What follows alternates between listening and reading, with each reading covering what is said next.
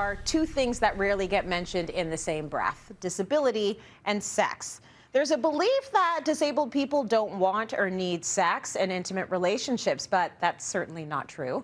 Just ask our panelists, Kaleigh Trace, a relationship therapist living with a disability, and Andrew Gurza, host of the podcast Disability After Dark.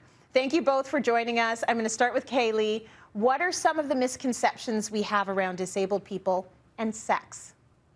Great question. Well, I would say that the biggest misconception about disabled people and our sexualities is twofold: that we do not have sexual desires, and with that, that we are never desired by other people. You know, sexiness is so homogeneously coded in the dominant culture. Whiteness, thinness, Eurocentric features, and any body that falls outside of this norm isn't often read as wanted or as a body that wants. So this is a huge misconception that we face. Now, why do you think the assumption exists that disabled people are not interested in sex? And how does this assumption harm people with disabilities, particularly when it comes to receiving sexual education and information? I'll give this one to Andrew.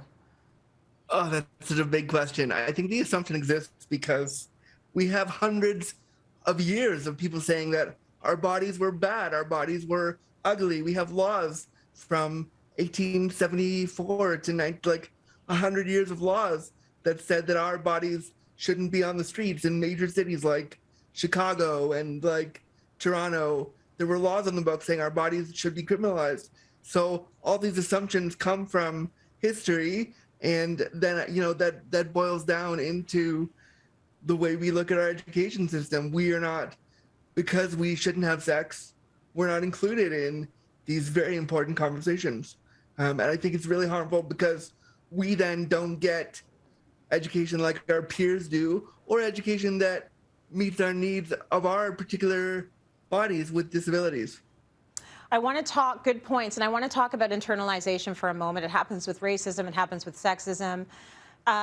These misconceptions must get internalized by people living with disabilities. So how do you work with patients to get them comfortable embracing and experiencing their sexuality, especially if they've been afraid to in the past, Kaleigh? I'm really glad that you framed that question in the context of internalization, because, you know, as a couples therapist, I do work with disabled people, but these days I work with lots of able-bodied people too. And this internalization of negative ideas is something that all humans experience regardless of ability. So when I'm working with a client who wants to experience their sexuality differently, the first thing that we do is conduct or co-create a sexual history. So together we look for moments in their life where a part of them has resisted these negative ideas about themselves, where they've been able to find pleasure in masturbating, or feel good in a certain outfit, or experience that elation of a reciprocal crush. I think we all have the capacity to enjoy ourselves, to feel desirable. And we've all felt it before, even if only for a moment. So my job as a therapist is to help people realize their own capacities and to learn to harness that power of self-pleasure and self-love. What a great starting point. Andrew, you were born with cerebral palsy and you like to have sex. So talk to us a bit about how your disability affects your body and the ways you've made intimacy work for you. My disability affects my body in every way. All the things that you take for granted that you maybe did this morning when you got up and had a shower, when you got dressed, when you fed yourself, all those things for me require help. So my disability is 100% of my day is navigating my disability in my body.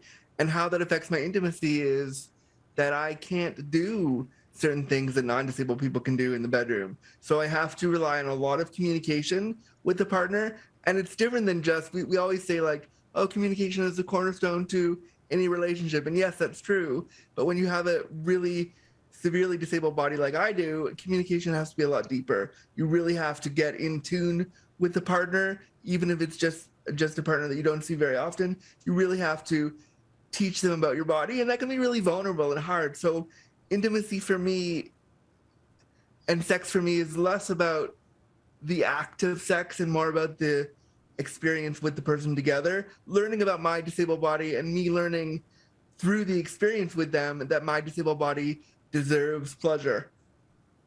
Okay, and I love that. You also host a podcast called Disability After Dark that explores every possible question related to disability and sexuality. Something you're quite vocal about is the ableism that exists in the queer community. Can you explain how that ableism manifests?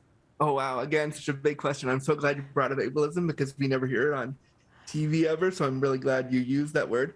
Ableism, for anyone who doesn't know what it is the discrimination against disabled people in favor of non-disabled people. And how that manifests in the queer community is so much of queerness is coded in ability, particularly for queer men, the population that I seek for partnership.